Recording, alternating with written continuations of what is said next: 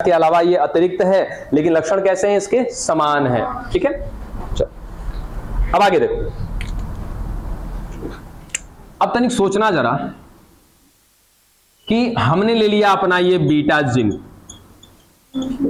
ठीक है। चलो अब ये जीन क्या करेगा बच्चा हमारा? इंसुलिन बनाएगा। और हमने बीटा जीन की मात्रा 1 ली है, ठीक है। तो ये कितना बनाएगा? इंसुलिन 1 बनाएगा। अब इतना बढ़िया बायोटिक का इस्तेमाल कर रहे हो, इतना बड़ा टॉपिक का इस्तेमाल कर रहे हो, है ना, इतना ब्रॉड लेवल पर काम कर रहे हैं 1 इंसुलिन बनाने के लिए? नहीं ना, हमको क्या चाहिए? बहुत ज्यादा ब्रॉड लेवल में चाहिए हमको, ठीक है। औद्योगिक स्तर पर चाहिए हमको। अब औद्योगिक स्तर कहने का मतलब कि कहीं ना कहीं लेबोरेटरी वाला सीन चाहिए कि ज्यादा से ज्यादा हमको क्या बनाना है? उत्पाद बनाना है, ठीक है। अब ये उत्पाद बनता कैसे? ये प्रोसेस तो क्लियर है कि ये जीन क्या करेगा? तो अनुवादन की प्रक्रिया में आएगा। अनुवादन की प्रक्रिया में आने के बाद क्या बनाएगा? प्रोटीन बनाएगा। फिर वो प्रोटीन कहीं ना कहीं आगे चल के इंसुलिन बना रहा है, ठीक। इंसुलिन क्या है? एंजाइम है कि हार्मोन है? हार्मोन है, याद रखना। किसी के दिमाग में होगी एंजाइम है ना, उसको दूर रखना, ठीक है। एंजाइम का काम क्या होता है? किसी चीज का जाकर के पाचन करना, ठीक है। या फिर किसी काम में अगर पाचन हो रहा है तो उस काम को, क्रिया को तेज करना, ठीक है। जबकि हार्मोन्स क्या होते हैं? क्या? हाँ ठीक है, तो वो एंजाइम के लिए हो गया ना। हार्मोन्स क्या करते हैं? किसी एक विशेष कार्य में लगे होते हैं, ठीक है। चलो अब सुनो जरा ध्यान से कि हमने क्या कर लिया, एक जीन ले लिया, ठीक है अपना। अब ये जीन हमारा क्या कर रहा है? अनुवादन की प्रक्रिया द्वारा क्या कर रहा है? इंसुलिन बना रहा है, ठीक है। ट्रांसलेशन प्रोसेस से हमारे लिए इंसुलिन बना रहा है। अब हमने इस जीन को, भाई किसी जीन से आप डायरेक्टली नहीं बनवा सकते, ठीक है ना। क्यों? क्योंकि हमको क्या चाहिए इसके लिए बच्चा? एक और डीएनए चाहिए जो इसके लिए कार्य करे, और वो हमने लिया है क्या? प्लाज्मिड। किसका प्लाज्मिड है? वो भी याद रखना, ई कोलाई का प्लाज्मिड है, एशेरिचिया कोलाई का प्लाज्मिड। ये ले लिया हमने प्लाज्मिड। इस प्लाज्मिड में हमने डाल दिया क्या? अपना जीन।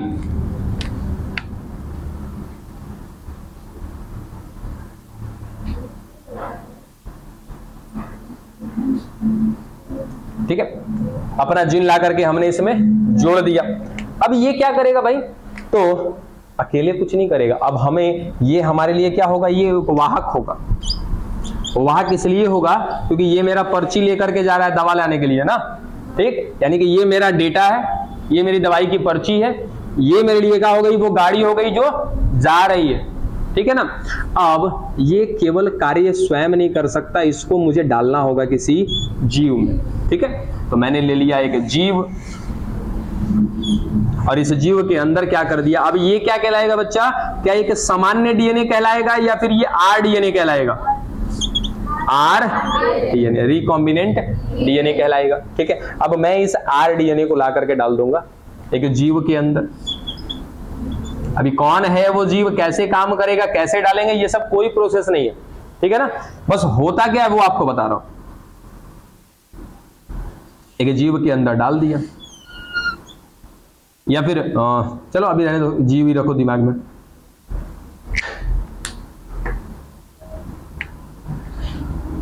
चलो अब ये कौन है बाबू? प्लाज्मिड है। प्लाज्मिड के पास क्या बोला था कि ये है तो अतिरिक्त अनुवांशिक पदार्थ, लेकिन लक्षण किसके जैसे होंगे इसके पास? मुख्य अनुवांशिक पदार्थ के जैसे। अभी क्या करेगा? जा करके लगातार प्रतिकृति करता जाएगा क्या?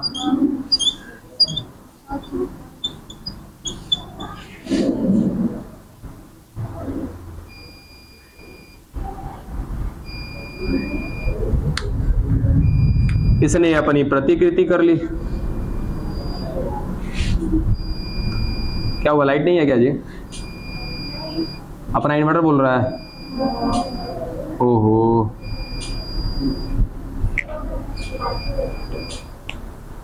मेन लाइट बंद करेंगे तो गड़बड़ हो जाएगा। जरा पीछे का लाइट बंद करो, अब फैन बंद करो कुछ देर के लिए। कुछ असर पड़ रहा है? लगभग असर पड़ गया। चलो तनिक बर्दाश्त करो। चलो अब क्या हो गया कि हमने जो डीएनए लिया था, हमने जो प्लाज्मिड लिया था, इसको हमने जैसे ही एक जीव में डाला, या तो किसी जीव में डाल सकते हैं बच्चा, या तो यहीं पे आपको बता देते हैं, ध्यान में रखिएगा। क्या किसी को संवर्धन माध्यम याद है क्या? कल्चर मीडियम, टिश्यू कल्चर कराया था, उत्तक संवर्धन कराया था, ठीक है, उसको क्या बोला था, संवर्धन, एक संवर्धन के लिए माध्यम होता है। तो हमने जो वाहक लिया है ना, इस वाहक को हम किसी संवर्धन माध्यम में भी डाल देंगे तो संवर्धन में क्या होता है, एक छोटा सा टुकड़ा कहीं ना कहीं विकसित होकर के बहुत बड़े आकार में आ जाता है, ठीक है। तो वैसे ही हमने एक छोटा सा डीएनए लिया था, ये भी क्या करेगा, अपनी वहां पर संवर्धन माध्यम में प्रतिकृति करता जाएगा करता जाएगा करता जाएगा। तो या तो मैं एक कल्चर माध्यम ले सकता हूं, संवर्धन का माध्यम ले सकता हूं, या तो किसी ना किसी जीव की सहायता ले सकता हूं। दोनों तरीके हैं हमारे पास, या तो मैं इस अपने डीएनए को, कौन से डीएनए को, रिकॉम्बिनेंट डीएनए को, या तो मैं किसी जीव में डाल दूंगा, ठीक है, या तो फिर इस रिकॉम्बिनेंट डीएनए को किसी संवर्धन माध्यम में डाल दूंगा। तो माध्यम में डालने के साथ ही क्या होगा, ये करने लगेगा क्या बाबू, प्रतिकृति करने लगेगा। अब प्रतिकृति करेगा तो कहीं ना कहीं अपनी संख्या बहुत ज्यादा बढ़ा लेगा, और जब बहुत ज्यादा बढ़ा लेगा उसके बाद क्या करेगा, प्रतिकृति के बाद उत्पाद बनाएगा क्या, ठीक है। और उस उत्पाद में बहुत सारे उत्पाद होंगे और साथ ही साथ उसमें क्या होगा, हमारा उत्पाद भी होगा इंसुलिन। काम तो हो गया हमारा, यही करना था हमें। अब क्या करेंगे, तो अब इसके बाद आता है एक प्रोसेस, पृथक्करण, है ना, इसको बोलते हैं सेग्रीगेशन या फिर सेपरेशन। उसमें क्या कर देंगे हम लोग कि इंसुलिन को यहां से सेपरेट कर लेंगे, निकाल लेंगे। निकालने के तरीके भी होते हैं, निकालने के बाद फिर इसके कहीं ना कहीं प्यूरिफिकेशन होती है, प्यूरिफिकेशन वगैरह करने के बाद फिर इस इंसुलिन को निकाल करके इस्तेमाल में ले लिया जाता है। कुछ इस तरीके से कराएंगे क्या हम लोग बायोटेक। बात समझ में आई? ये एक ओवरव्यू हुआ, हालांकि जितना शॉर्टकट में खत्म कर दिया ना, इतना शॉर्टकट में है नहीं। यहाँ डीएनए चुनना, डीएनए ला करके वेक्टर के साथ जोड़ना। अच्छा, और एक बात, प्रतिकृति कराने के लिए कितने लोग को याद है कि प्रतिकृति स्थल होता है ORI, है ना, प्रतिकृति स्थल या फिर ORI, ओरिजिन ऑफ रेप्लिकेशन, ठीक है। अच्छा ये बताओ कि ओरिजिन ऑफ रेप्लिकेशन क्या क्या चीज को कंट्रोल करता है, ORI क्या क्या चीज को कंट्रोल करता है? हाँ ठीक है, चलो वहीं से स्टार्ट होगा रेप्लिकेशन, चलो मान लिया। आगे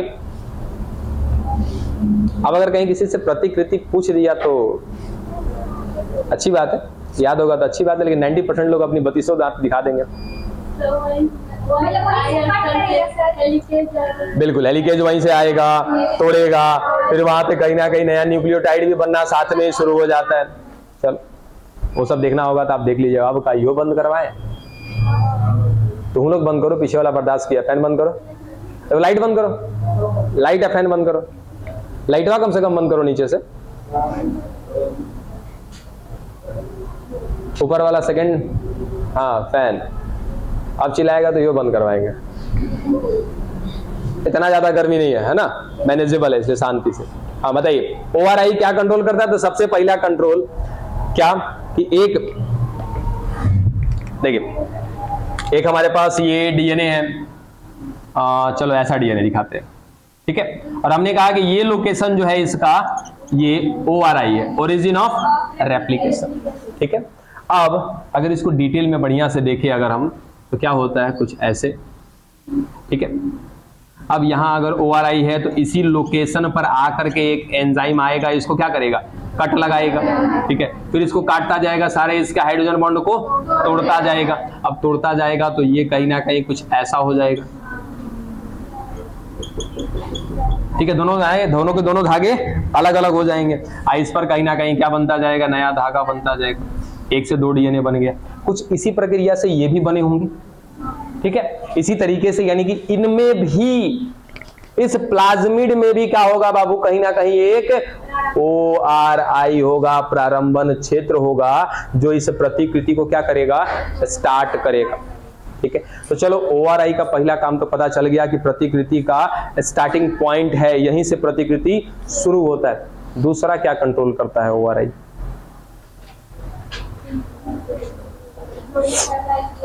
अरे जोड़ना तोड़ना कुछ नहीं, हमने पूछा दूसरा कंट्रोलिंग क्या करता है। किसको?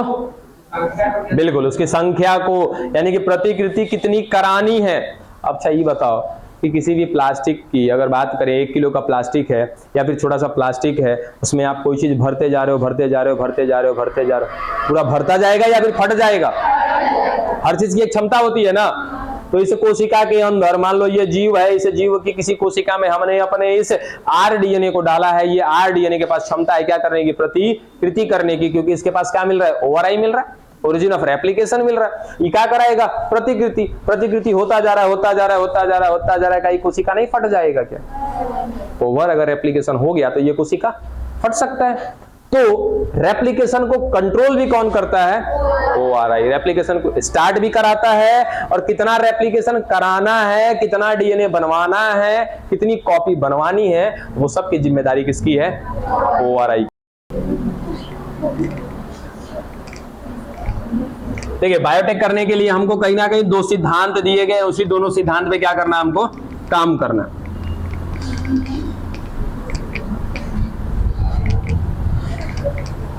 सबसे पहला जो है वो क्या है बाबू, जेनेटिक इंजीनियरिंग है, ठीक है।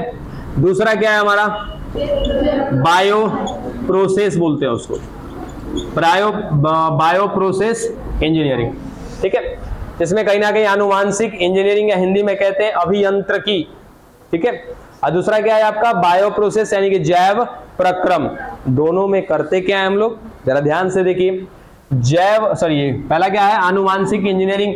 आनुवांशिक इंजीनियरिंग के बारे में अभी कुछ देर पहले बताया था कि क्या करते हैं हम लोग, तो आनुवांशिक पदार्थ के साथ कुछ परिवर्तन करते हैं। यानी कि किसमें करेंगे हम लोग, डीएनए में। डीएनए में भी कहां पे करने वाले हैं, जीन में। या तो किसी वांछित जीन को हटा दिया जाएगा, या तो किसी वांछित जीन को ला करके जोड़ दिया जाएगा। अब वांछित जीन किसको कहते हैं कि भाई जिस जीन पर हम कार्य कर रहे हैं, जिस जीन को हमने चुना है कार्य करने के लिए, उस जीन को क्या कहा जाता है, वांछित या सेलेक्टिव जीन कहते हैं। तो या तो उस जीन को हटा देंगे या उस जीन को ला करके किसी के साथ जोड़ देंगे। ये क्रियाकलाप क्या कहलाता है, आनुवांशिक इंजीनियरिंग या आनुवांशिक अभियंत्रिकी, जेनेटिक इंजीनियरिंग, ठीक है। दूसरा क्या है, बायो प्रोसेस इंजीनियरिंग, जैव प्रक्रम अभियंत्रिकी या इंजीनियरिंग। ये क्या है, इसका मतलब होता है, सोचो जरा कि आपने एक रिकॉम्बिनेंट डीएनए तैयार किया,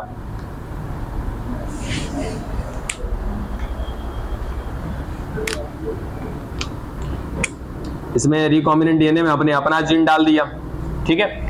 अब क्या कराने वाले हैं हम लोग, इसकी प्रतिकृति कराने वाले हैं। अब प्रतिकृति कराने के क्रम में किसी प्रकार का कोई बाहरी जीव, है ना, कोई बाहरी जीव या कोई बाहरी सूक्ष्म जीव या किसी प्रकार से हम नहीं चाहेंगे कि कोई बाहरी वस्तु आकर के इसको प्रभावित करे। ये चाहोगे? नहीं चाहेंगे। टिश्यू कल्चर किस किस को याद है ना, टिश्यू कल्चर, ऊतक संवर्धन। बताया था कि ऊतक संवर्धन एक मशीन होता है, उसमें पहले तो ग्लव्स पहनना पड़ता है बहुत बड़ा बड़ा, कई बार अपने हाथों को सैनिटाइज करना पड़ता है। क्यों? क्योंकि उस मशीन के अंदर काम करोगे, ऊतक संवर्धन करा रहे हो, किसी प्रकार का सूक्ष्म जीव उसमें प्रवेश ना कर जाए जो आपके कार्य में बाधा डाल सकता है, ठीक है। तो वही हम भी यहाँ पे क्या करने वाले हैं, जैसे ही हम लोग क्या तैयार कर लेंगे, जेनेटिक इंजीनियरिंग के द्वारा हम लोग क्या तैयार कर लेंगे, आरडीएनए, ठीक है ना। जैसे जेनेटिक इंजीनियरिंग कंप्लीट कर लेंगे तो हमने क्या प्राप्त कर लिया, आरडीएनए। अब इस आरडीएनए की क्या करानी है हमको, प्रतिकृति करानी है, क्योंकि जितना ज्यादा से ज्यादा प्रतिकृति होगा उतना ज्यादा से ज्यादा हमको क्या मिलेगा, उत्पाद मिलेगा, और यही तो हमको करना है, ठीक है। लेकिन इस प्रतिकृति कराने के क्रम में और उत्पाद बनाने के क्रम में कोई बाहरी चीज आकर के हमारे इस कार्य को प्रभावित ना करे, उसके लिए कहीं ना कहीं हम एक ऐसा कक्ष बनाएंगे, एक ऐसा लेबोरेटरी बनाएंगे जो इन बाहरी जीवों से रहित होगा, यानी कि बाहरी जीव यहां पर आकर के कोई प्रभाव नहीं दिखाएंगे। तो ये प्रक्रिया क्या कहलाती है बच्चा, जैव प्रक्रम इंजीनियरिंग कहलाती है। क्या दोनों बातें पल्ले पड़ी? तो ये दोनों के दोनों सिद्धांत पर ही हमारा बायोटेक काम करता है, ठीक है। यानी कि बायोटेक कर रहे हो तो बायोटेक करने के लिए इन दोनों बातों पे ध्यान रखना होगा कि सबसे पहला हमको क्या तैयार करना है, आरडीटी यानी कि रिकॉम्बिनेंट डीएनए तैयार करना है। और दूसरा कि रिकॉम्बिनेंट डीएनए जब हमारे पास तैयार हो गया तो हम उसको एक ऐसे कक्ष में, एक ऐसे लेबोरेटरी में करें जहां पर कोई बाहर से कोई जीन आकर के, बाहर से कोई जीव आकर के इस हमारे कार्य को प्रभावित न करे। इस प्रक्रिया को कहते हैं क्या, जैव प्रक्रम अभियंत्रिकी।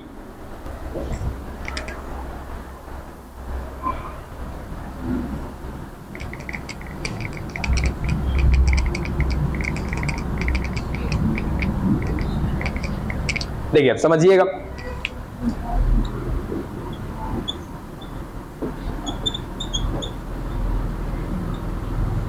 देखिए क्या भाई, पाउल वर्ग नामक एक वैज्ञानिक थे, इनको हमने क्या बोला, फादर ऑफ जेनेटिक इंजीनियरिंग। भाई इनको जेनेटिक इंजीनियरिंग के पिता कहा गया, फादर कहा गया, क्यों? क्योंकि इन्होंने जेनेटिक इंजीनियरिंग को सबसे पहले करके दिखाया, यानी कि सबसे पहले इन्होंने क्या बनाया, रिकॉम्बिनेंट डीएनए आर डीएनए, जिसके लिए इनको नोबेल पुरस्कार भी मिल चुका है। कब? 1980 में। क्या किया था इन्होंने, देखो अभी अभी हमने ध्यान दिया था कुछ देर पहले, प्लाज्मिड। प्लाज्मिड कौन था हमारे लिए? वाहक, जो हमारे जीन को लेकर के जा रहा था, जहां भी हम भेज रहे थे, चाहे या तो संवर्धन माध्यम में हम भेज दें या किसी जीव के अंदर भेज दें। ठीक है, तो वहां पे 2 वर्ड आया था। सबसे पहला आया था क्या, वाहक, और दूसरा एक वर्ड आएगा क्या, परपोषी। परपोषी कौन? वो जीव जिसके अंदर डालेंगे हम। ठीक है, किसको डालेंगे? वाहक को डालेंगे। और वाहक क्या लेके जाएगा? हमारा जीन लेकर के जाएगा। ठीक है, तो यहां पे आपके पाउल वर्ग ने वाहक के रूप में किसको इस्तेमाल किया है बच्चा? लैम्डा फेज को। ठीक है, यानी कि लैम्डा फेज का मान लिया जाए कि ये हो गया क्या, डीएनए हो गया। इससे पहले इन्होंने क्या किया, किसके जीन को चुना था? SV40। ये कौन है? एक वायरस है। ठीक है, SV40 के वायरस जो थे उसके एक जीन को लिया, ये रहा SV40 का जीन। समझना ध्यान से, SV40 क्या है? एक वायरस है। इस वायरस के जीन को चुन लिया इन्होंने।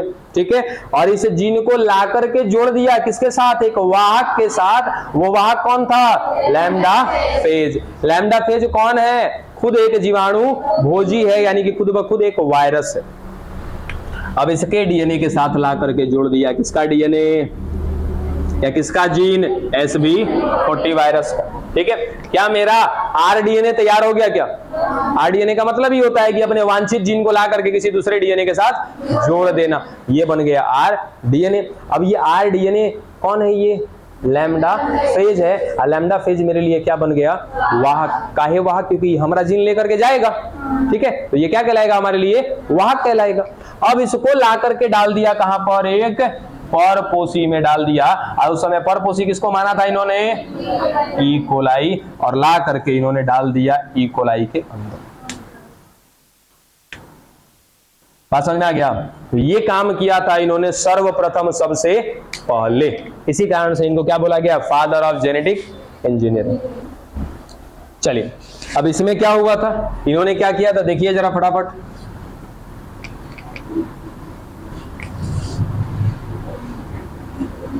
कौन थे? स्टैनले कोन और हर्बर्ट बोयर। अब इन्होंने क्या किया? तो सबसे पहला इन्होंने ही क्या बनाया था? आरडीएनए। ठीक है, किससे बनाया था आरडीएनए इन्होंने भाई? तो साल्मोनेला टाइफीम्यूरियम। कौन है ये साल्मोनेला टाइफी? याद है, टाइफाइड का।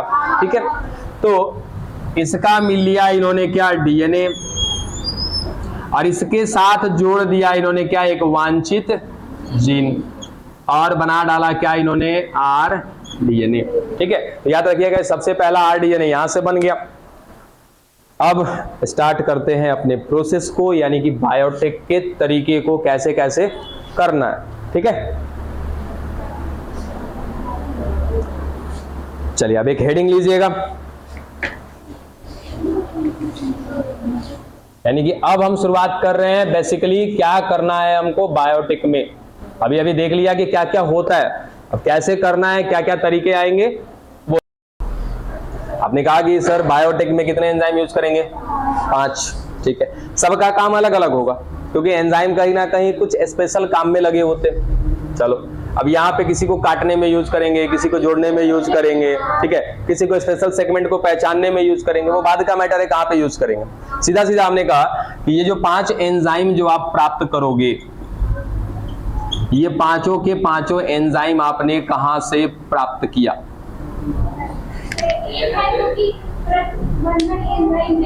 हाँ बताओ। मैं किसी स्पेशल की बात नहीं कर रहा, चलो आप ही की बात करें। प्रतिबंधन एंजाइम जिसको कहते हैं रिस्ट्रिक्शन एंजाइम, कहां से मिला? बैक्टीरिया से, बहुत खूब।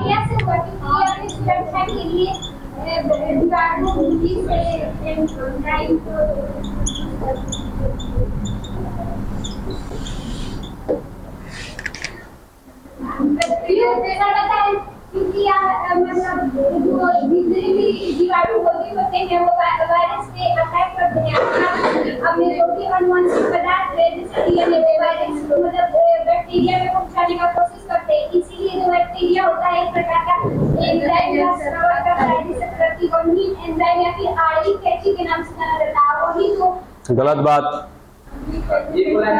सभी प्रतिबंधन एंजाइम को आणविक कैची नहीं कहते हैं।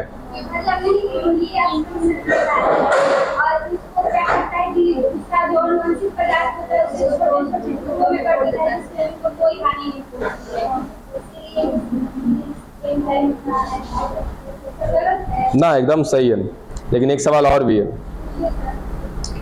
सवाल आपने क्या बताया? हमने कहा कि ये जो पांचों के पांचों एंजाइम या फिर जो भी हम क्या यूज करेंगे, रेस्ट्रिक्शन एंडोन्यूक्लिएज, जिसको हिंदी में अभी आप लोग नहीं जान रहे, बताएंगे अभी जस्ट, ठीक है। तो कहते हैं क्या, रेस्ट्रिक्शन एंडोन्यूक्लिएज, हिंदी में कहते हैं इसको प्रतिबंधन एंजाइम या प्रतिबंधन एंडोन्यूक्लिएज एंजाइम, ठीक है। तो ये हम जो यूज करेंगे किसके लिए, बायोटेक में या बायोटेक के लिए जो यूज करेंगे, ये प्राप्त किए जाते हैं कहां से?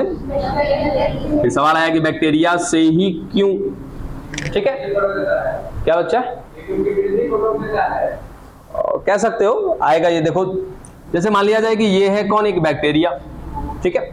अब इस बैक्टीरिया को नुकसान पहुंचाने वाला है एक वायरस, जीवाणु भोजी, जिसको इंग्लिश में कहते हैं क्या, बैक्टीरियोफेज। इस बैक्टीरियोफेज के अंदर मिलता है अपना खुद का डीएनए, ठीक है।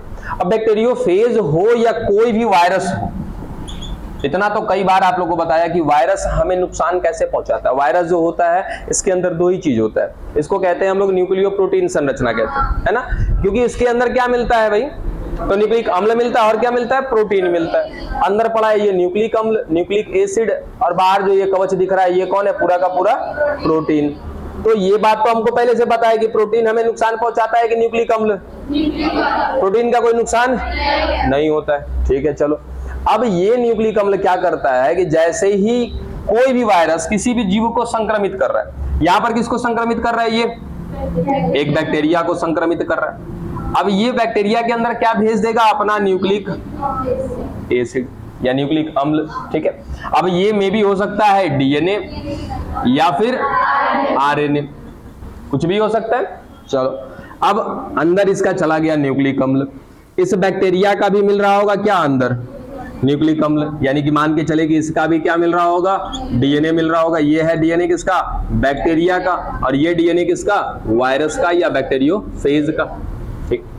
अब क्या हुआ कि ये जो डीएनए है ये सीधा का सीधा अटैक करता है उस जीव के डीएनए पर, यानी कि अगर मुझे किसी वायरस ने संक्रमित किया तो वो मुझ पर कहां अटैक करेगा, मेरे सेल पर, सेल में कहां अटैक करेगा, मेरे न्यूक्लियस पर, न्यूक्लियस में कहां, मेरे गुणसूत्र पर, गुणसूत्र में कहां, मेरे डीएनए पर। मेरे डीएनए को कर देगा निष्क्रिय और वो अपने डीएनए का कार्य कर देगा शुरू।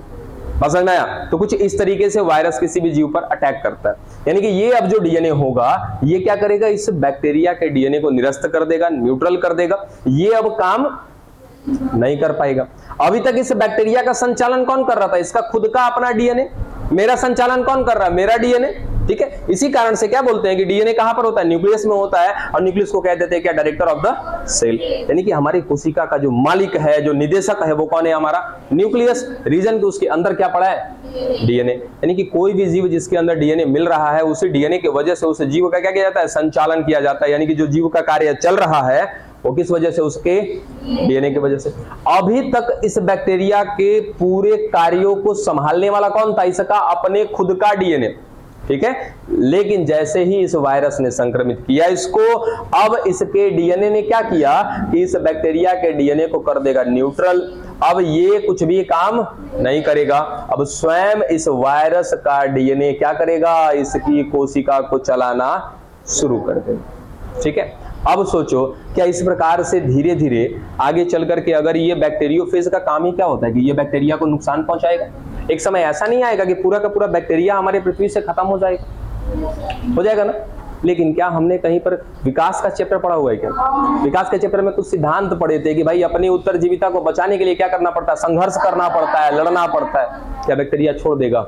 बैक्टीरिया भी अपने अस्तित्व को बचाना चाहेगा, ये भी अपने अंदर लाता रहेगा क्या? परिवर्तन। ठीक है, लंबा समय लगेगा, हजारों साल लगे होंगे, तब जाकर के इसके डीएनए में आ गया होगा क्या? परिवर्तन। और इसके डीएनए में कुछ आ गए स्पेशल टाइप के जीन। ठीक है, अब वो जीन क्या बनाएंगे? एंडोन्यूक्लियस एंजाइम या रिस्ट्रिक्शन एंडोन्यूक्लियस। ठीक है, अब ना ये फालतू का मुझे पूछना ही नहीं चाहिए था, क्योंकि अभी मैंने आप लोग को एंडोन्यूक्लियस पढ़ाया ही नहीं है, फिर भी जानो, फिर ये रिपीट होगा।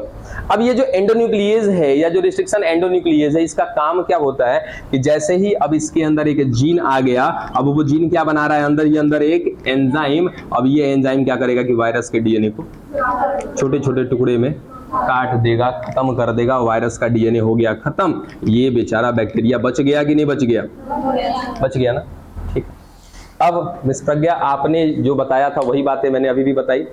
अब सवाल मेरा दूसरा क्या है? ठीक है, यहां एंडोन्यूक्लियस एंजाइम डीएनए को पहचानता है, ना कि वायरस के डीएनए को पहचानता है। बात पल्ले पड़ी? ये पहचानता है डीएनए को। डीएनए जैसे दिखेगा वो काट पीट के क्या कर देगा? खत्म कर देगा, छोटे छोटे टुकड़े में खत्म कर देगा। ये वो नहीं पहचानता है कि ये वायरस का डीएनए, वो केवल क्या पहचानता है? डीएनए पहचानता है। जहां डीएनए दिखा के उसको काट पीट के कर देगा खत्म। आपके मुताबिक क्या था कि ये रिस्ट्रिक्शन एंडोन्यूक्लियस, जैसे कोई डीएनए इसको दिखा, इसको काट के कर दिया खत्म। इसको क्या अपना डीएनए नहीं दिखाई देगा क्या? इसको अपना डीएनए नहीं दिखेगा? अपने डीएनए को छोड़ देगा क्या? नहीं, मतलब अपना डीएनए को नुकसान नहीं पहुंचाता। काहे? बल्कि जो वायरस का डीएनए उसको रोकता है। अच्छा ठीक है, वो वायरस के डीएनए को नहीं रोकता, वो डीएनए को काटता है, बस इतना दिमाग में रखना। वो ये नहीं पहचानता है कि ये मेरा डीएनए है, ये बाहरी डीएनए। वो तुरंत डीएनए दिखा, बस उसको काट पीट के कर देगा खत्म। तो बाहर का डीएनए आएगा तो उसको दिखेगा, अंदर का डीएनए नहीं दिखेगा।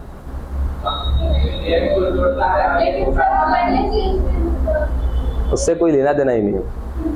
अभी छोड़ देते हैं इस टॉपिक को। अरे नहीं बाबा, ऐसा कुछ नहीं है, ऐसा कुछ नहीं है। अपने डीएनए को भी नहीं छोड़ेगा, उसके लिए कुछ होगा, है ना?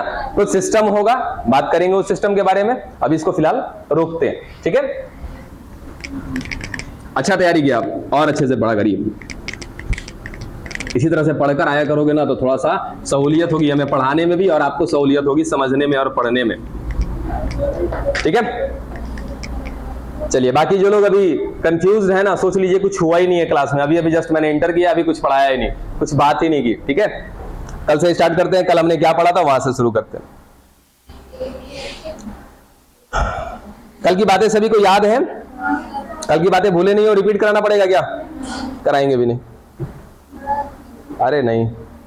अच्छा, आज डायरेक्टली कौन आया? आज कोई ऐसा है जो डायरेक्टली आज ही, मतलब एक ही बार अचानक से भूत प्रेत की तरह आ गए हो आज ही? कोई है ऐसा जो कल नहीं आए थे? Please rise your hand. 2 लोग, और बाकी 2 लोग केवल नहीं आए थे ना, अच्छी बात। चलिए, लास्टली हमने बात किया था कि हमें भाई बायोटेक करना है तो हमने क्या चाहिए? 4 चीजें चाहिए, 4 एंजाइम, 4 बिंदु पर ध्यान देना हमें। सबसे पहले क्या चाहिए? एंजाइम चाहिए। दूसरा हमारे पास क्या होना चाहिए? मेरा वांछित जीन, जिस पर मुझे कार्य करना।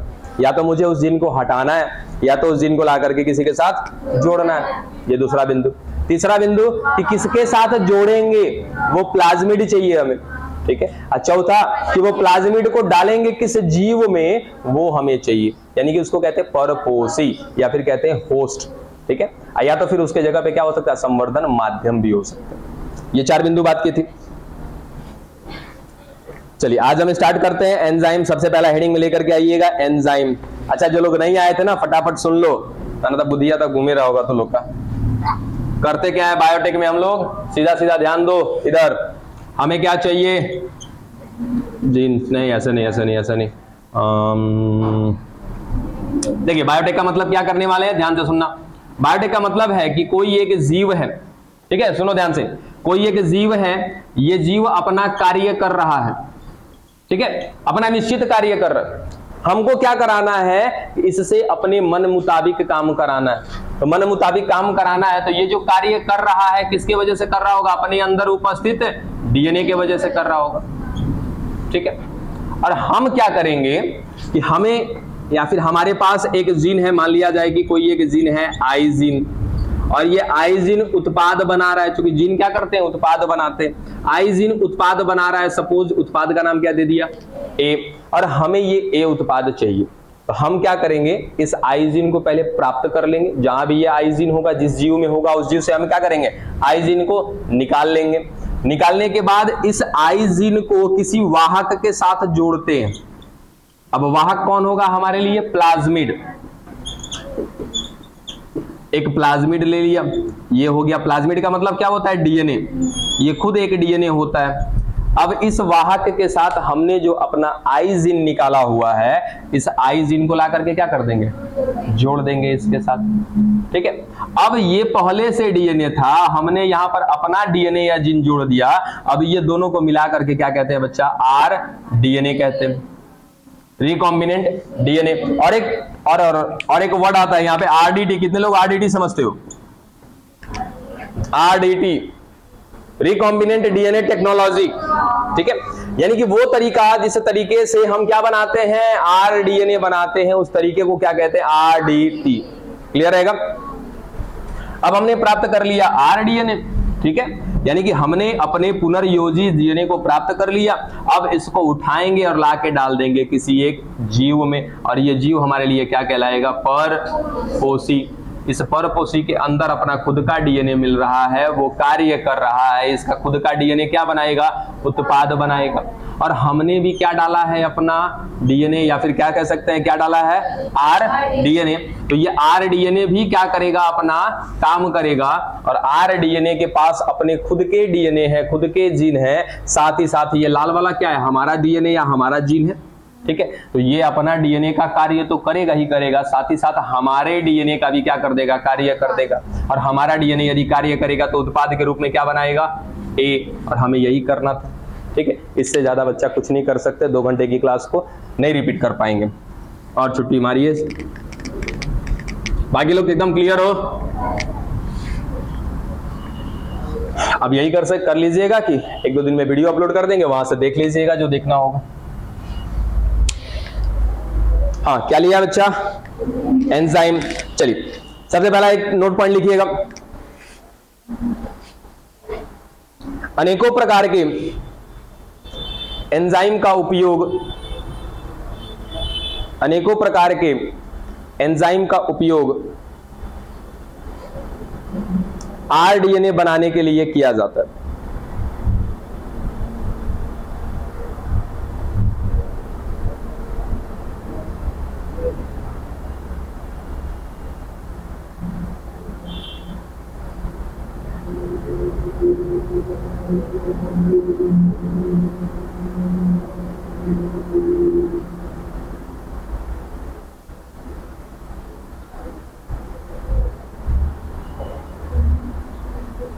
हो गया।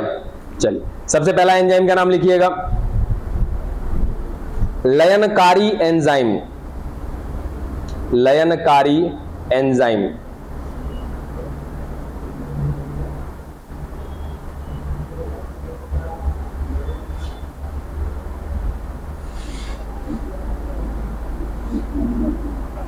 हो गया।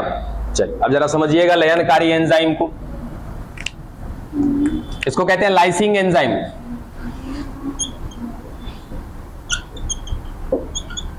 लाइसिंग एंजाइम,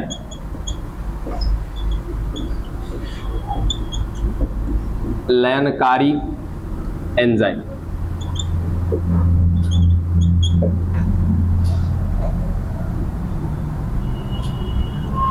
समझे इसको जरा फटाफट, कोई लिखेगा नहीं, ध्यान से सुनेगा, क्योंकि बच्चा याद रखना, ये चैप्टर में फर्स्ट ऑफ ऑल आपके एंजाइम ही हैं जो पल्ले नहीं पड़ते। ठीक है, तो एंजाइम आपके दिमाग में रहेगा तो सारी कहानी आपके दिमाग में चलेगी। अगर एंजाइम भूल गए तो सब कुछ भूल जाओगे।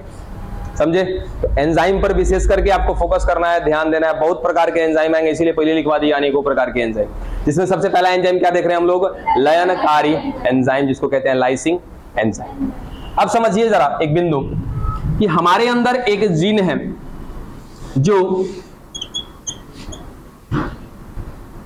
बार बार देखो इंसुलिन का एग्जांपल लेते हैं ना ताकि आसानी से समझ में आ जाएगी।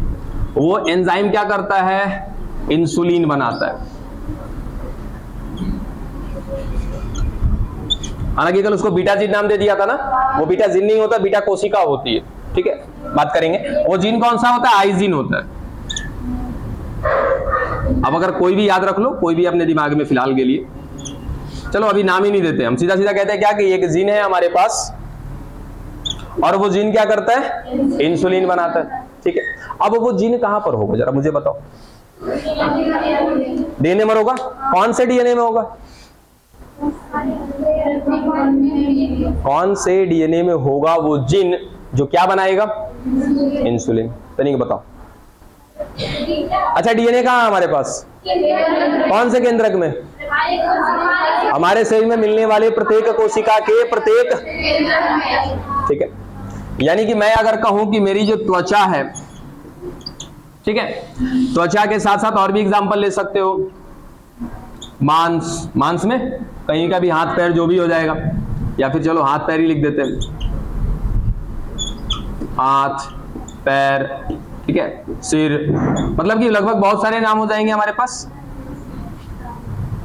अरे हाँ भाई, कान हो जाएगा, दांत मुंह सब हो जाएगा, लिख लो ना। चलो तो एग्जांपल के तौर पे ये ले लिया। ठीक है, क्या यहां पर कोशिकाएं मिल रही होंगी? मिल रही होंगी। क्या यहां की कोशिका में केंद्रक होगा? क्या उस केंद्रक में हमारा गुणसूत्री डीएनए होगा? क्या उस डीएनए में हमारा ये जीन होगा जो इंसुलिन बना रहा होगा?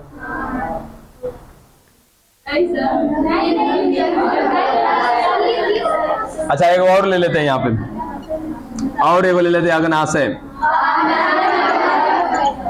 जिसको क्या कहते हैं? पैनक्रियाज।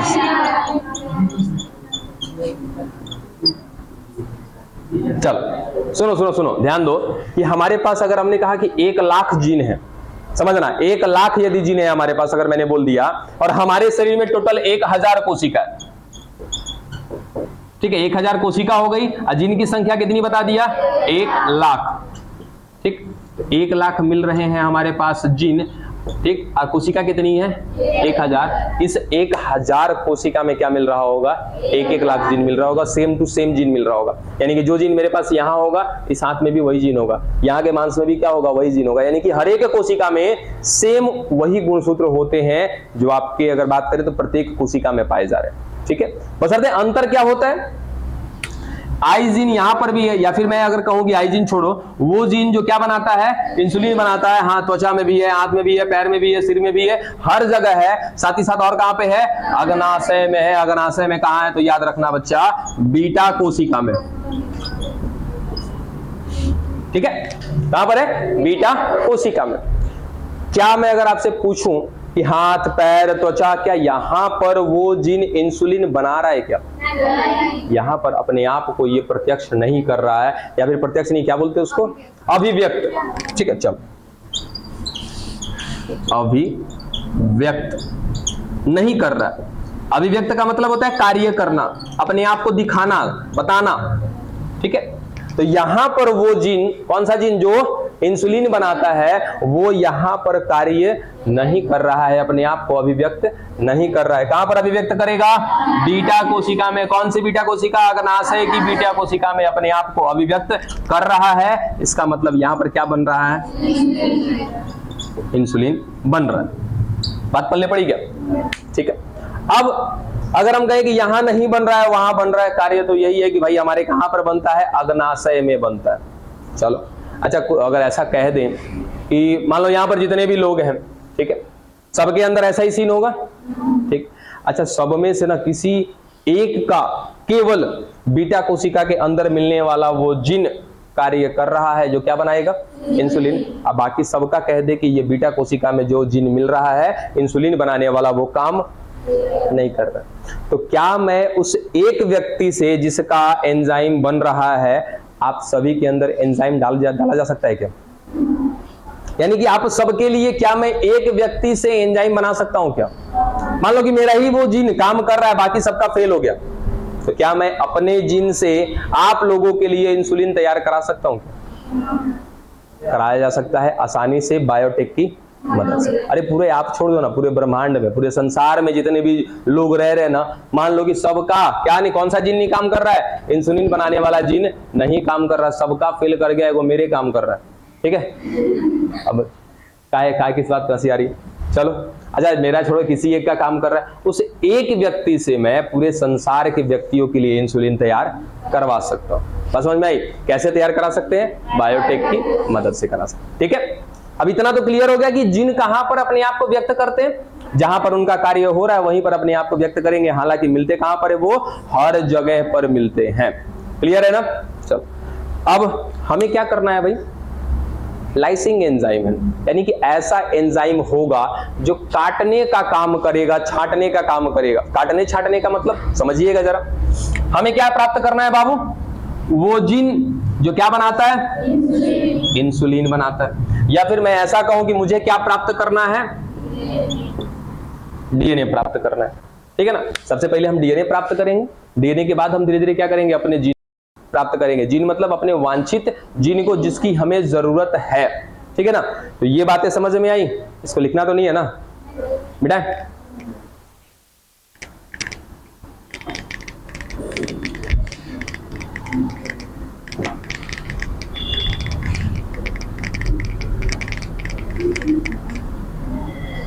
बातचीत नहीं,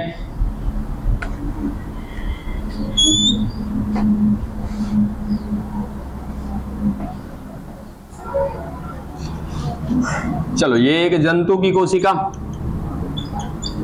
कवक की कोशिका, पादप की कोशिका। ठीक है, बायोटेक में हम हर एक के साथ काम कर सकते हैं। ठीक है, हमें क्या प्राप्त करना है, सपोज कि वैसा जीन प्राप्त या फिर वैसा डीएनए प्राप्त करना है, उसमें से आगे चल के जीन प्राप्त करेंगे और जो जीन क्या बना रहा होगा, इंसुलिन बना रहा होगा। ठीक है, अब नॉर्मली अगर मैं बात करूं तो पादप की कोशिका में से हमें निकालना है डीएनए, कवक की कोशिका से भी निकालना है डीएनए, अजंतु की कोशिका से भी निकालना है डीएनए। तो सबसे पहला हमें क्या करना होगा बच्चा, इस कोशिका को नष्ट करना होगा, और नष्ट करके क्या प्राप्त करना होगा, हमको डीएनए प्राप्त करना होगा। और याद रखना कि लाइसिंग एंजाइम क्या करता है, पूरी कोशिका को नष्ट कर देता है, और नष्ट करने के बाद केवल किसको छोड़ता है, डीएनए को छोड़ता है। बात समझ आ रही है? तो हमें शुरुआत से ही ध्यान रखो कि क्या करना है, सबसे पहले हम डीएनए प्राप्त करेंगे, उस डीएनए में से क्या निकालेंगे, अपने चयनित जीन को जिस पर हमें काम करना है, उस जीन को प्राप्त कर लेंगे। तो जीन को प्राप्त कराने वाला अलग एंजाइम होगा। ठीक है, अभी प्राप्त क्या हो रहा है हमको, डीएनए, तो लाइसिंग एंजाइम क्या ला करके देता है हमें, डीएनए। फिर आगे चल करके जीन कौन ला करके देगा, वो बात की बात है। ठीक है ना, अब लाइसिंग एंजाइम क्या क्या हो सकते हैं उसके बारे में जरा बात करें। ये जंतु की कोशिका है, कवक की कोशिका, पादप की कोशिका। ठीक है, खड़ा हो जाओ बच्चा। अब मुझे जरा बताओ, खड़ा हो जाओ, डरने की बात नहीं है, डरा नहीं करो। ये सिंगुंग दिखता है मेरा, तब होगा भी तो बाल में छिपा होगा, मारेंगे नहीं, टेंशन ना। अब बताओ मुझे पादप की कोशिका को पूरा का पूरा नष्ट करना है और मुझे केवल यहां से किसको बचाना है, डीएनए को। क्या करोगे आप,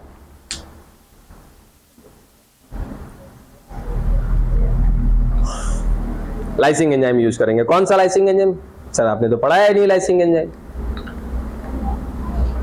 अच्छा आपने पढ़ा है, बस आप ये नहीं जानते थे कि उसका नाम लाइसिंग एंजाइम है।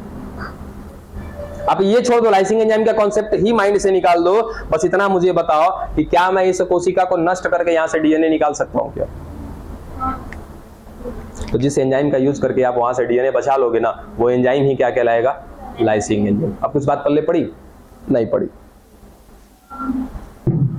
बोलो मुझे इस कोशिका को नष्ट करने के लिए क्या करना होगा? अरे डीएनए तो निकल ही जाएगा जब मैं इस कोशिका को नष्ट कर दूंगा। बस ध्यान देना कि डीएनए नष्ट ना हो जाए। एनीबॉडी कोई बताना चाहेगा? 1 2 3, चलिए राजधन बताइए बाबू।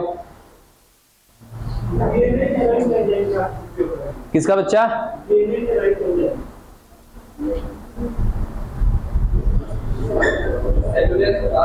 सेलुलोज की सेलुलेज।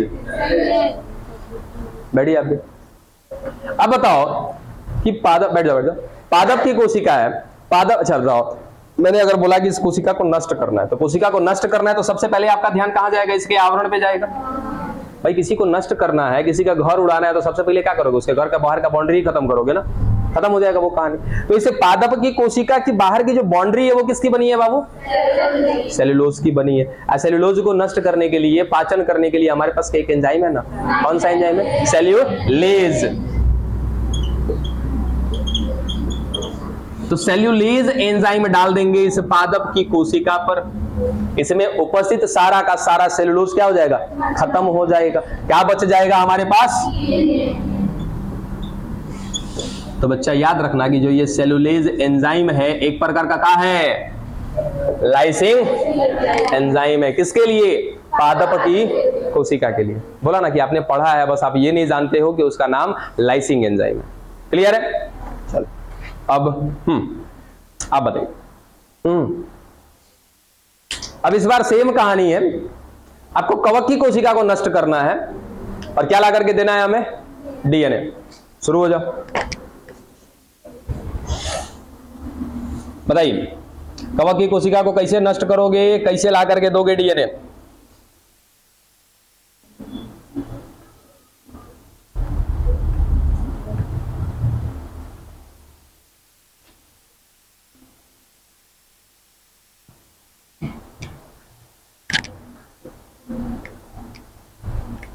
बताइए आप भी। शायद आप किसी को बता रहे थे डाटा, कोई बात नहीं, नहीं बता रहे थे तो आपको पता है ना, बताइए।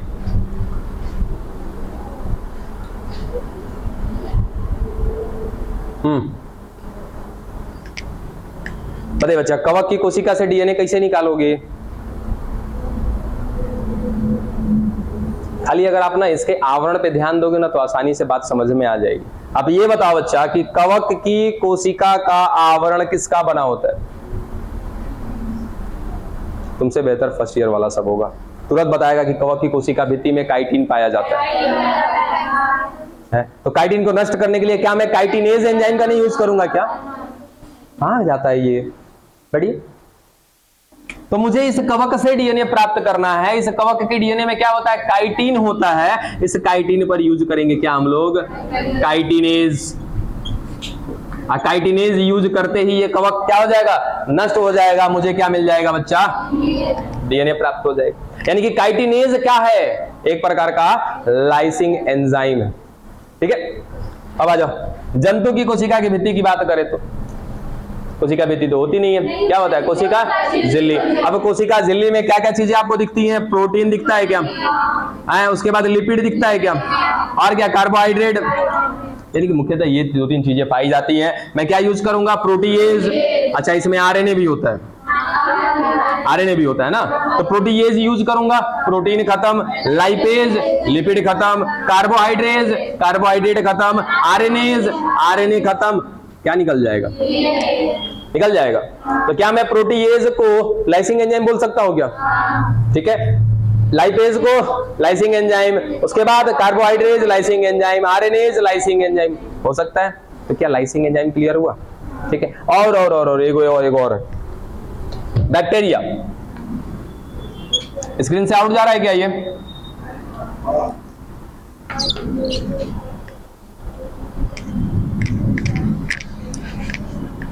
चलो, ये हो गई कोशिका किसकी? बैक्टीरिया की। बैक्टीरिया में भी खुद का अपना डीएनए है। चलो इस बार जल्दी से बैक्टीरिया का डीएनए बाहर निकालो। लाइसोजाइम। ठीक है, अच्छा लाइसोजाइम क्या हमारे अंदर होता है क्या? हमारे लार में होता है। ठीक है, इसको क्या कहा जाता है? एंटीबैक्टीरियल कहा जाता है। ठीक है, हमारे लार, आंसू में भी होता है, बिल्कुल। तो क्या होगा यहाँ पे? लाइसोजाइम। याद रखना, ये बैक्टीरिया को अंदर नहीं जाने देता है। हमारे लार में भी होता है, हमारे आंसुओं में होता है। अब आपकी आंख में यदि कोई बैक्टीरिया प्रवेश कर जाएगा तो आपकी आंख में क्या मिल रहा है? लाइसोजाइम। वो क्या करेगा? उस बैक्टीरिया को नष्ट कर देगा, खत्म कर देगा। हमारे अगर मुख द्वार से पहुंच गया क्या बैक्टीरिया, उस लार में भी हमारे क्या मिल रहा है? लाइसोजाइम। वो बैक्टीरिया की वृद्धि को क्या करता है? रोकता है, उसको नष्ट करता है। तो कुल मिला जुलाकर कुछ आपके पास लाइसिंग एंजाइम प्राप्त हो गए। ठीक है, तो क्या हमने डीएनए को पृथक कर लिया क्या? मान लो कि हमें क्या करना है? एक जंतु की कोशिका पर काम करना है, या जंतु की कोशिका में जो डीएनए मिल रहा है, इसके डीएनए में से कोई हमें जीन निकालना है और क्या करना है हमको? बायोटेक पे काम करना है, जैव प्रौद्योगिकी करना है। जैव प्रौद्योगिकी में क्या करते हैं? अपने जीन को उठाएंगे, किसी प्लाज्मिड के साथ जोड़ेंगे, किसी परपोषी में डालेंगे, वो बनाएगा उत्पाद। उस उत्पाद को निकाल करके क्या करेंगे? मानव कल्याण में यूज करेंगे। यही तो क्या है हमारा जैव प्रौद्योगिकी, ठीक है। उससे पहले हमको क्या करना होगा, सबसे पहले क्या प्राप्त करना होगा, डीएनए। और डीएनए को प्राप्त करने के लिए जो एंजाइम का प्रयोग करते हैं हम लोग उसको क्या कहते हैं, लाइसिंग एंजाइम। खत्म कहानी। तो पहला एंजाइम है क्या आपका, लाइसिंग एंजाइम। तो पहला स्टेटमेंट क्या मिलेगा, ये ऐसा एंजाइम है लाइसिंग एंजाइम जिसकी सहायता से चाहे जंतु, कवक, पादप या फिर कहां गया ये बैक्टीरिया में से क्या प्राप्त करते हैं हम लोग, डीएनए। वैसे एंजाइमों को क्या कहा जाता है, लाइसिंग एंजाइम। फटाफट एग्जांपल के साथ जल्दी नोट कर लो। एग्जांपल देना पड़ेगा मुझे, कर लोगे, हो जाएगा। जंतु लिखोगे तो ये 2-3 उतार देना, कवक होगा तो काइटिनेज, पादप होगा तो सेल्यूलेज, उसके बाद खत्म करो जल्दी इसको। चलिए दूसरे एंजाइम को हेडिंग में लेकर के आइएगा, क्लीविंग एंजाइम जिसको कहते हैं विदलन एंजाइम। अब इस विदलन को उस विदलन से मत ऐड कर दीजिएगा जो विदलन आपने पढ़ा है। विदलन एंजाइम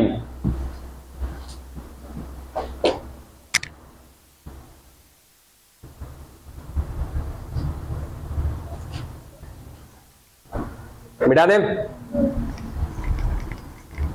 अब हमें क्या प्राप्त हो चुका होगा बच्चा, यदि हम लाइसिंग एंजाइम का उपयोग कर देंगे तो हमें क्या मिल चुका होगा, डीएनए मिल चुका होगा। बहुत खूब। अब दूसरा जो एंजाइम पढ़ने जा रहे हैं उसका नाम है क्या हमारा, क्लीविंग एंजाइम, विदलन एंजाइम।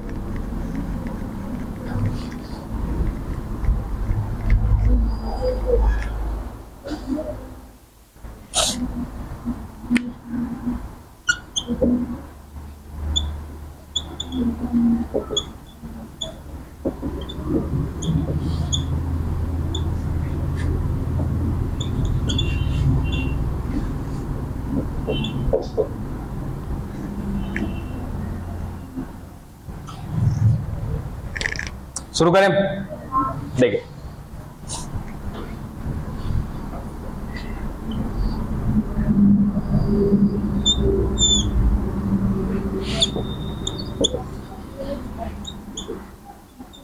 अब हमें डीएनए प्राप्त हो चुका है, ठीक है। अब हमको क्या प्राप्त करना है भाई, इसमें से जीन चाहिए ना, क्योंकि पूरा का पूरा डीएनए तो डालना नहीं है हमें किसी एक अपने वांछित जीन का चयन करना है जिससे हमें उत्पाद बनवाना है, और उसी वांछित जीन को निकाल लेंगे, फिर आगे की प्रक्रिया बाद में देखेंगे। यानी कि यहाँ पर हमें अपने डीएनए के कुछ ऐसे टुकड़े निकालने होंगे जिस टुकड़े से आगे चल करके हमें उत्पाद बनाने। कुल मिला जुलाकर हमें क्या निकालना है, यहाँ से जीन।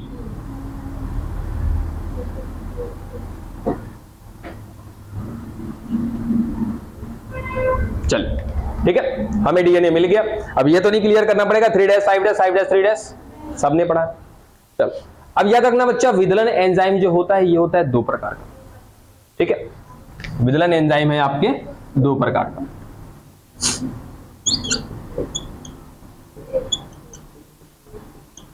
सुनना ध्यान से, कौन कौन सा प्रकार है। सबसे पहले प्रकार की बात कर रहे हैं, जैसे ही अगर मैं बात करूं कि मैं उस क्लीविंग एंजाइम का यूज करने वाला हूं, तो सबसे पहला प्रकार है इसका एक्सोन्यूक्लियस,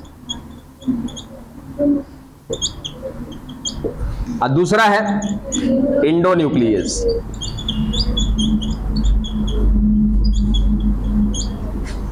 ठीक है, एक्सो और इंडो। एक्सो बाहर, इंडो अंदर, ठीक है। अगर मैं एक्सोन्यूक्लियस का इस्तेमाल करूंगा तो एक्सोन्यूक्लियस क्या करेगा,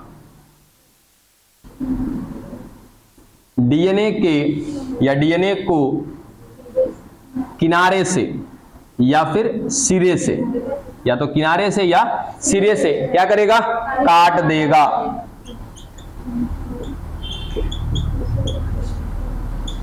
देखो हमने क्या किया, एक्सोन्यूक्लियस एंजाइम उठाया, इसे डीएनए पर डाल दिया। जैसे ही एक्सोन्यूक्लियस उठाकर डालोगे, ये एक्सोन्यूक्लियस क्या करेगा, इस डीएनए के दोनों सिरे यानी कि दोनों किनारे को क्या करेगा, काट करके अलग कर देगा। ये वाला एक हिस्सा कट गया और एक ये वाला, ठीक है।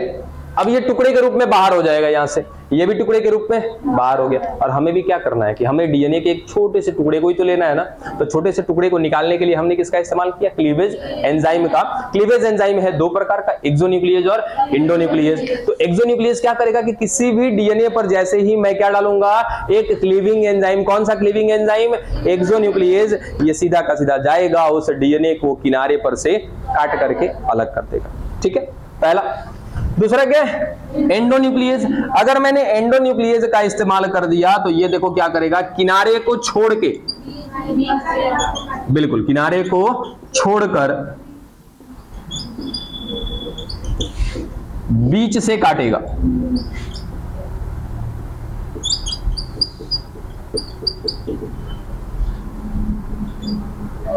अब क्या करेगा ये, तो ये इनके बीच में काटना शुरू करेगा।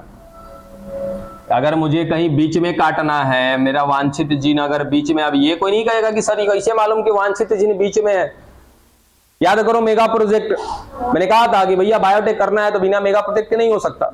हमने मेगा प्रोजेक्ट पढ़ रखा है, आपने थोड़ा सा पढ़ा है मेगा प्रोजेक्ट, लेकिन मेगा प्रोजेक्ट में क्या बहुत बड़ी किताब है, आपके एक एक जीन का जिक्र किया हुआ है उसमें कि कौन सा जीन कौन से गुणसूत्र संख्या पर है, आगे है पीछे है, उसके आगे पीछे क्या क्या अनुक्रम मिल रहा है, वो सारे चीजों की जानकारी आपके कहां पर है, मेगा प्रोजेक्ट में। उस मेगा प्रोजेक्ट के अनुसार हमें पता चला कि हमारा जो वांछित जीन है वो बीच में है, तो कौन सा एंजाइम यूज करोगे, एंडोन्यूक्लियेज की एक्सोन्यूक्लियेज, और पता चला किनारे पर है तो बात पल्ले पड़ी। तो ये था क्या बच्चा आपका क्लीविंग एंजाइम। अब समस्या तनी और बढ़ा लें अपनी, देखो अब ये कौन, एंडोन्यूक्लियेज। इंडोन्यूक्लियेज के भी है क्या बच्चे, प्रकार। ठीक है, तो फिलहाल इसको खत्म करें, तो उसके बाद हम आगे बढ़ते हैं कहाँ, इंडोन्यूक्लियेज के प्रकार पर।